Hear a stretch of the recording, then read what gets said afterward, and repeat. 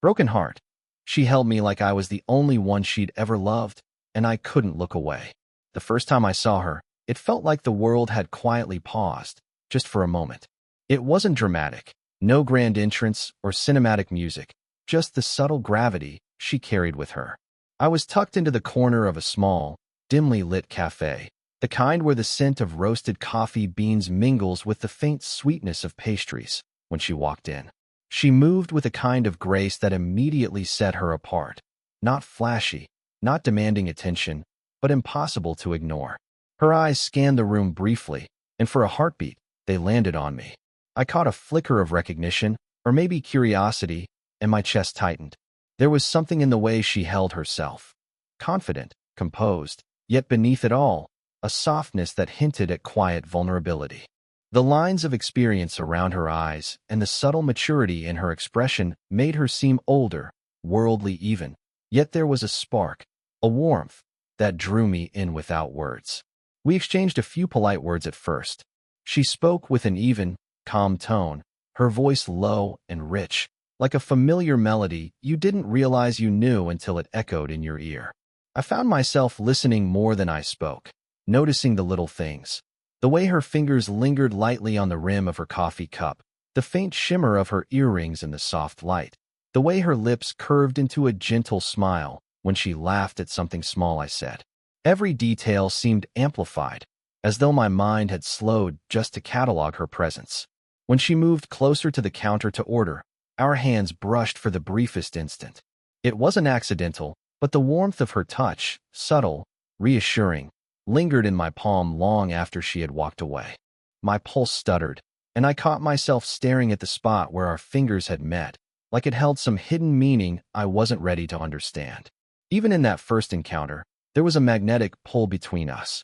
Not physical desire, not in any hurried or obvious way, but the kind of quiet tension that sits in a room and demands attention.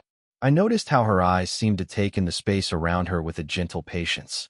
Yet when they returned to me, there was an unmistakable focus, a subtle acknowledgement, as if she was aware of the effect she had without needing to say it. By the time she left, a warm trace of her presence remained in the air, a faint perfume mixed with the scent of coffee, and I realized I was thinking about her in a way I had never expected. There was intrigue, yes, but also an unfamiliar comfort, as though meeting her had opened a quiet corner of my mind where something tender and unspoken could begin to grow. It was brief, almost mundane, yet unforgettable. That single meeting planted a seed, a curiosity and an unspoken longing that neither of us could name yet. And I knew, with a strange certainty, that this encounter was only the beginning of a story neither of us knew we were about to write together. After that first encounter, I couldn't stop noticing her, though not in any overt way, more like the world subtly nudging me toward her presence. It began with coincidences, the kind that make your chest tighten with quiet anticipation. A familiar cafe, a local bookstore, a park where the late afternoon sunlight hit the benches just right. She appeared in all of them, as though the universe had a hand in our crossing paths. Each meeting was brief, but charged with meaning. There were no grand declarations, no hurried exchanges, just the kind of moments that linger in memory because of what's left unsaid. I would catch her gaze across the room, and for a second, the world around us blurred. The way her eyes met mine, steady, curious, perhaps a little amused, carried more than a casual glance. It was attention that felt intentional, thoughtful, almost intimate. And I realized I was searching for her in every crowd, hoping for that same subtle acknowledgement. We began sharing fleeting interactions that somehow felt like rituals.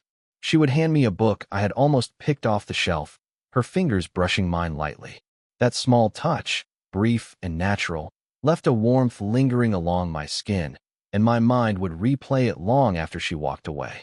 There was the shared umbrella on a sudden rain-soaked street, our shoulders pressed together under the fabric. The droplets hit around us, creating a private world, and I felt the quiet steadiness of her body beside mine, the heat of proximity settling somewhere deeper than I expected. Even sitting across from her at a small table felt like an unspoken intimacy. She leaned in slightly when she laughed, the motion effortless, and I noticed the softness in her eyes, the gentle way she mirrored my gestures without realizing it. It was subtle, this slow building of connection, but it carried weight, the kind that makes your chest feel simultaneously heavy and buoyant. There were also moments of hesitation, small cracks in her otherwise composed demeanor. She would glance away before a lingering gaze could meet mine, or her hand would retreat when I tried to hold it a fraction longer. It was in these pauses that I sensed her vulnerability, the guarded corners of her heart that life had shaped carefully. And yet, even in those moments, there was an unmistakable pull, a quiet invitation to stay, to notice, to care. Through it all, I wrestled with my own thoughts, the age difference, the curiosity and admiration I felt, the hesitation that bubbled beneath my words. But her presence made it easier to suspend judgment, to lean into the feeling of being seen. She had this way of making ordinary moments feel extraordinary, a shared laugh over spilled coffee, a quiet comment on the weather, the brush of her fingers as we both reached for the same page of a book. By the end of these small, lingering encounters, I knew this was more than casual fascination. It was the beginning of something deeper, a slow weaving of connection through touch, glance, and presence. And I felt, almost instinctively, that she felt it too. Though neither of us was ready to name it, we were both aware that the space between us had changed, becoming something charged with possibility, tender, and undeniably magnetic. It was during one of our quiet afternoons together that the walls between us began to shift, just a little, and the world outside felt distant. We had taken to sitting on the small balcony of her apartment, the city humming softly below, the golden light of late afternoon spilling over the edges of the railings. The air carried the faint scent of jasmine from a nearby window box, mixing with the warmth of sun-baked wood beneath our hands. She had made tea, and the porcelain cups were warm between our fingers, grounding us in the simplicity of the moment. She spoke first, but not about anything trivial. Instead, her voice wavered with a softness I hadn't heard before, a vulnerability that made my chest tighten in a way I hadn't expected. She told me about her past, about choices she'd made, losses she'd endured, and moments she wished she could have handled differently. It wasn't a confession meant to impress, nor a plea for sympathy. It was just honest, and it landed on me with quiet force, making the air between us feel fragile yet charged. I wanted to reach out to her, to bridge the distance that life experience and personal walls had created. Tentatively, I let my hand hover near hers, and she didn't pull away. Slowly, her fingers brushed mine, lightly at first, a tentative thread of connection that spoke louder than words ever could. The warmth of her touch seeped into me, a subtle but undeniable acknowledgement that she trusted me in a way few ever had. I noticed the small details that made her real and alive. The way her eyes glimmered with unshed emotion, the faint tremor in her lips as she spoke, the way her hand lingered near mine as if testing the water of closeness. I could feel the rhythm of her heartbeat through the slight pressure of her palm against mine, a grounding certainty in the midst of emotional turbulence. There was no hurry, no expectation, just two people navigating the fragile territory of intimacy. As she spoke, I realized the age difference between us no longer felt like a barrier. It was evident in her calm, measured way of reflecting on life, her wisdom and grace, and in the way she gently guided our conversation with care. Yet, there was also an innocence in our shared connection, a newness that made even small touches electric. Each smile, each pause, each glance between us felt weighty with unspoken acknowledgement. For the first time, I allowed myself to truly see her, not as an idea or a fleeting fascination, but as a person whose heart had known both joy and pain, and who now, inexplicably, chose to share fragments of it with me. And I realized, quietly, that I wanted to protect this space we had created, to honor her trust with every fiber of my being. By the end of that afternoon, something unspoken had shifted. The gentle warmth of tea, the soft caress of her fingers against mine, and the honesty in her voice had woven a quiet bond between us. A bond that whispered of beginnings, of trust, and of feelings neither of us were ready to name, but both of us felt deeply. And I knew, in that fragile, luminous moment, that the slow-burning connection we had been building was now something far more real, intimate, tender, and profoundly alive.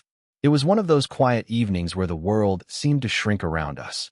The sun had dipped low, spilling amber light across the room, softening edges and making shadows dance gently on the walls. We had taken to sitting together after long walks, lingering over cups of tea or coffee, the conversation flowing easily now, as if we had known each other far longer than the weeks that had actually passed. There was a sense of comfort in her presence, a stillness that made even mundane details, the clink of a spoon against porcelain, the faint scent of jasmine in the air, feel intimate, significant.